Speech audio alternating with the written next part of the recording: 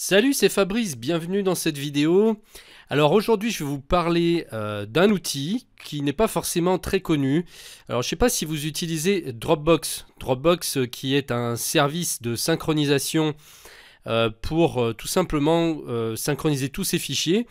Donc si vous l'utilisez, que vous l'avez installé sur vos machines, eh bien vous n'avez pas grand chose à faire pour utiliser cet outil qui s'appelle Dropbox Paper. Autrement, si vous n'avez pas Dropbox, vous pouvez vous ouvrir un compte. C'est totalement gratuit. Il y a une version basique gratuite. On n'est pas obligé de payer. Et donc, qu'est-ce que c'est que ce Dropbox Paper? Eh bien, je vais vous faire voir. Donc, c'est une nouveauté. Ça existe depuis pas très longtemps. Donc, pour y aller, le mieux, c'est d'aller dans Google et taper Dropbox Paper. Ou alors, je vous mettrai plutôt le lien en dessous de la vidéo. Comme ça sera mieux. Vous pourrez y aller directement. Donc là, je clique dessus pour aller sur ce service. Voilà, donc c'est un service à l'intérieur même de Dropbox. Et en fait, qu'est-ce que c'est? C'est un traitement de texte, mais un traitement de texte amélioré, où on peut très facilement partager des documents. Alors c'est parfait si vous collaborez par exemple, ou si vous avez des choses que vous voulez partager avec des collaborateurs, même avec votre conjoint, votre famille, vos enfants. Bref, ça va être vraiment une application qui va vous permettre de partager votre travail. Alors en dehors de ça, vous pouvez aussi l'utiliser à titre personnel. C'est pas seulement que pour le partage. Donc là, on a des exemples de Dropbox Paper.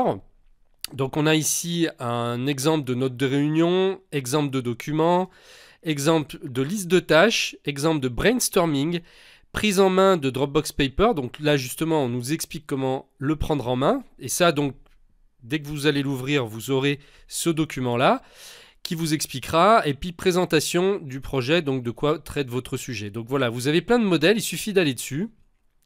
Donc prise en main de Dropbox Paper, on vous explique tout ce que vous pouvez faire avec.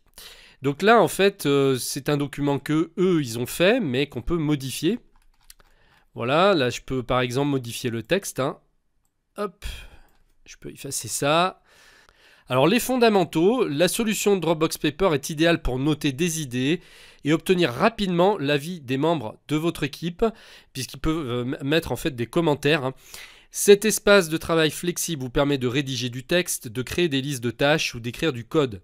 En plus, vous pouvez intégrer des images, du son et des vidéos à partir de vos applications favorites. Explorer et modifier ce document pour découvrir et tester les fonctionnalités les plus utiles.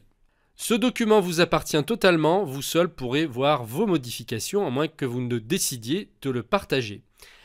Donc pour le texte, ça fonctionne exactement comme dans Word, par exemple. Si je surligne le texte en question, je peux modifier, le mettre en caractère gras, le souligner, le surligner. Ici, choisir la taille de caractère. Donc là, si je fais H2 par exemple, ça va me grossir. H1 c'est encore plus gros, voilà. Donc là je fais CTRL Z pour revenir en arrière, pour remettre comme c'était. Sur l'image, quand je survole ici avec ma souris, je peux insérer n'importe quand une autre photo à côté. Je peux ajouter des images. Ici je peux ajouter un commentaire si je le souhaite. Je peux aussi remplacer l'image. Je peux prendre la pleine largeur, l'aligner à droite, la centrer à gauche.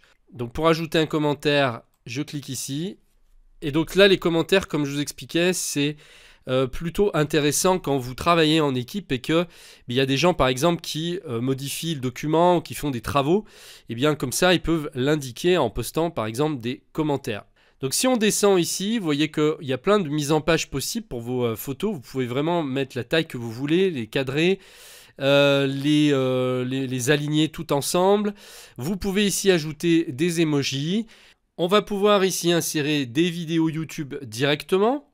Alors pour ajouter des éléments, c'est simple, vous allez ici sur la gauche. Avec votre souris, vous faites rouler à gauche simplement, vous survolez. Et puis ici, donc, vous pouvez insérer des zones. Donc sélectionner une image pour activer la barre d'outils correspondante, ajouter des emojis, insérer du contenu enrichi. Comme par exemple ici, donc une vidéo. Ou alors je peux aller plus rapidement encore, c'est simplement d'insérer le lien de la vidéo et puis ça va automatiquement la mettre dans le document. On va faire un test. Là je vais prendre le lien de ma dernière vidéo par exemple sur YouTube. Le voici. Maintenant, je vais dans Dropbox Paper. Et ici, je fais CTRL-V pour coller mon lien. Et automatiquement, ça m'insère la vidéo dans le document. Vous pouvez faire la même chose avec des fichiers audio, avec des services comme SoundCloud, qui vont automatiquement mettre donc le lecteur audio qui s'affiche ici. Et donc, on vous explique tout ça de toute façon sur le document. Il suffit d'y aller pour le prendre en main. Alors ici, ce qui est intéressant après, ça va être de créer des documents pour prendre des notes de réunion, par exemple. Donc là, on a un mélange de notes, de tâches. On verra les tâches après. Mais voilà, donc là, c'est pour prendre des notes de réunion. Vous pouvez vous servir de ce modèle-là pour créer le vôtre. Et ici, donc, on a une liste de tâches. On peut créer des listes de tâches autant qu'on veut et on peut surtout les allouer, les attribuer en fait à la personne qu'on souhaite. Ça va lui envoyer un mail automatiquement et lui dire voilà, vous avez telle tâche à réaliser.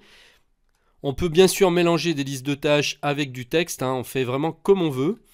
Et puis donc pour partager les documents, il suffit après ici de cliquer sur le bouton inviter.